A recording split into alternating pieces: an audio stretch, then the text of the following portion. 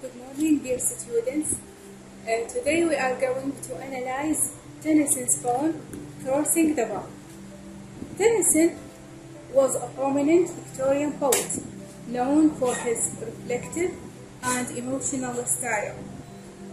Crossing the Bar, this poem, was written in 1889, when the poet was visiting the Isle of Wight, and published in a volume under the title Demeter and Other Poems. This collection of poems was published in 1889. He was 80 years old at the time and was down with a severe illness, from which he eventually recovered.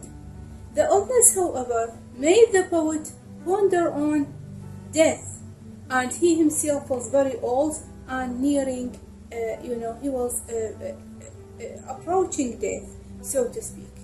He uses the metaphor of crossing a sandbar to represent death in this poem. He died 3 years later, and although he wrote a few other poems after this poem, but he requested that all of his poetry volumes be ended with this poem. Thus, the poem is an important one and can be seen as Tennyson's choice of his final words. Crossing the Bar is comprised of 4 quatrains, meaning, a quatrain is a stanza of 4 lines. The poem follows a consistent rhyme scheme of A, B, giving its rhythmic flow. Now, let us read stanza 1. Sunset and evening star, and one clear call for me, and may there be no moaning of the bar when I put out to sea. The poem begins with the speaker describing the atmosphere. He says it is sunset, and the evening star can be seen in the sky. Someone is calling the speaker. It is a clear, unmistakable call. It is the call of death. The speaker believes that his death is very close. It's interesting to note here that the imagery the poet presents before us at the start of the poem. Sunset, evening star represent the end of the day, and the end of the day symbolizes the end of life itself. Just as the day is about to end, the speaker says that his life is drawing to an end as well. The poet uses his famous metaphor of crossing the bar, describing death as an act of passing beyond life. The word bar here means a sandbar. A sandbar is a geographical structure which forms around the mouth of a river, or extended from a spit by slow disposition of sediments carried by the current over millions of years. The structure forms a kind of barrier between the water inside the river water and outside it, the open sea. The poet uses the sandbar as a symbol of death, which the water inside representing his life, and the water beyond representing his afterlife. He wants to put out to sea without the moaning of the bar. The poet wishes his death to be without pain and without mourning. Now, let us come to the second stanza.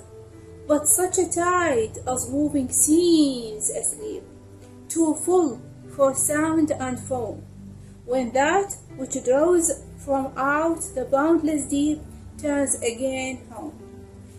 Through the poem, the poet compares his impending death to crossing the bar.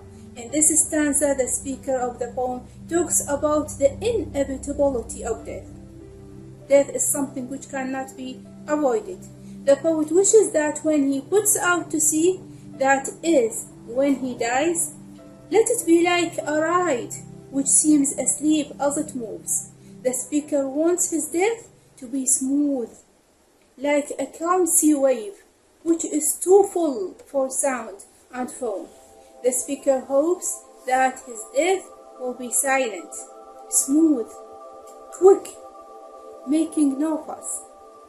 In this stanza, the poet uses the example of the river and the sea to express the kind of death he wishes for himself. The water from the sea evaporates and turns into clouds. These clouds bring rain, entering that water into the river, and these rivers too flow, carrying their water and eventually pouring it into the sea. They thus complete a cycle, and the water returns from where it came. Just so, the speaker, considering himself like the water, says that he is returning where he came from.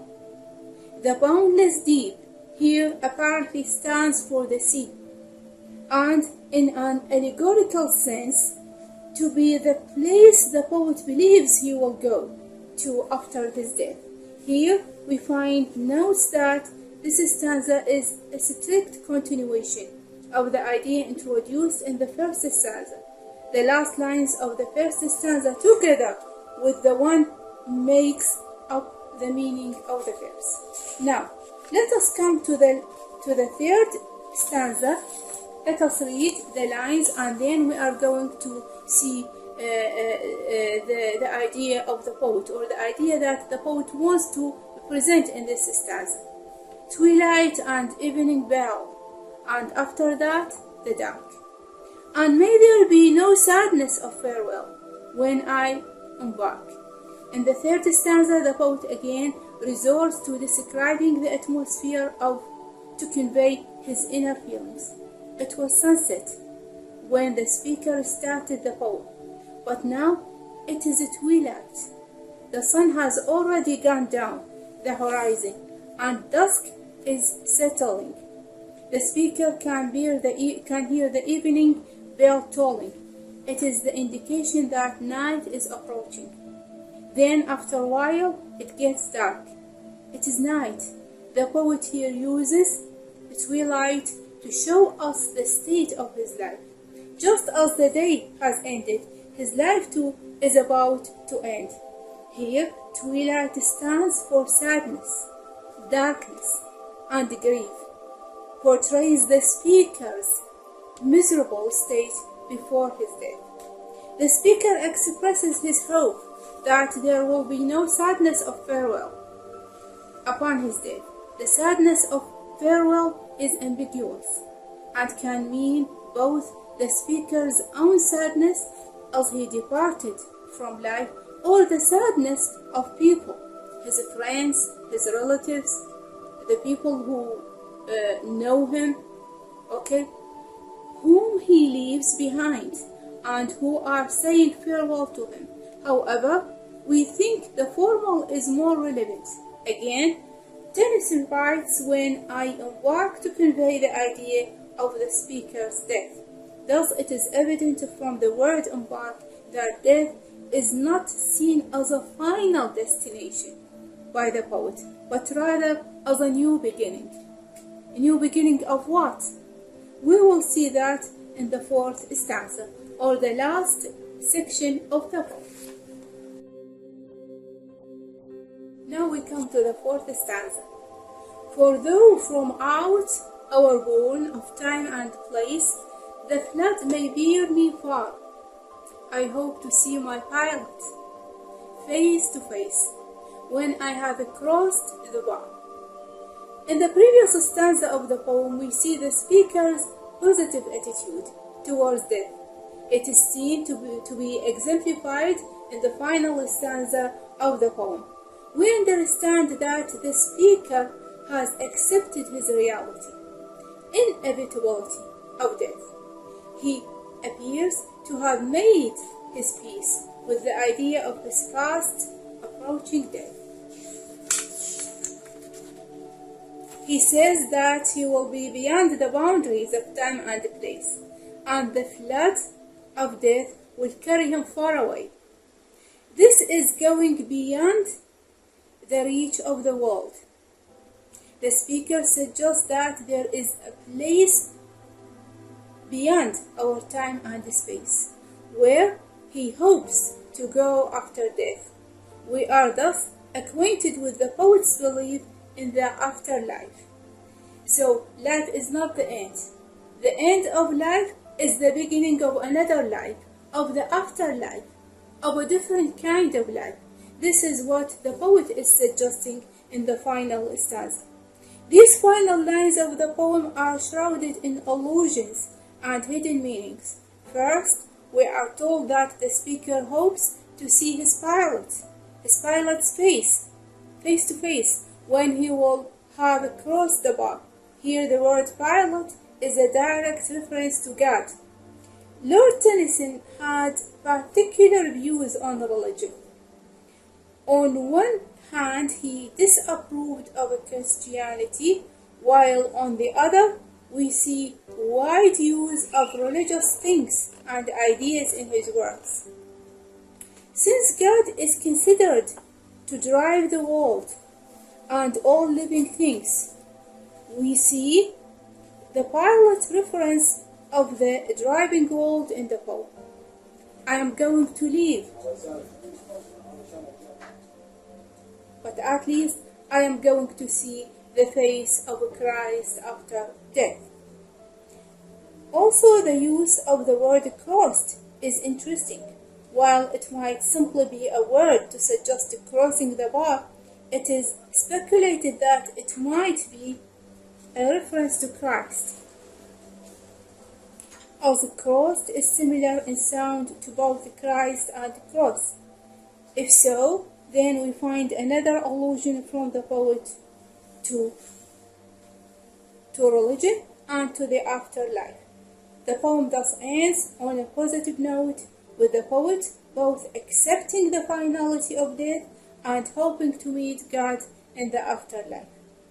Finally, we can say that in this poem the poet confronts the reality of imminent death and finds a kind of peace in the thought of dying. Rather than being scared by the death, the poet presents it as a mere transition into another kind of life, specifically a Christian afterlife. The speaker compares this to crossing of a sandbar, the kind that marks the shift from a coastal area to a sea or an ocean, and asks that there be no sadness of farewell on their behalf. The poem is thus an argument in favor of accepting death, with the comforting knowledge of God's love as a solace.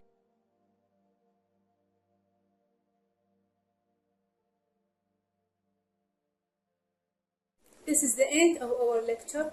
Thank you very much for your attention.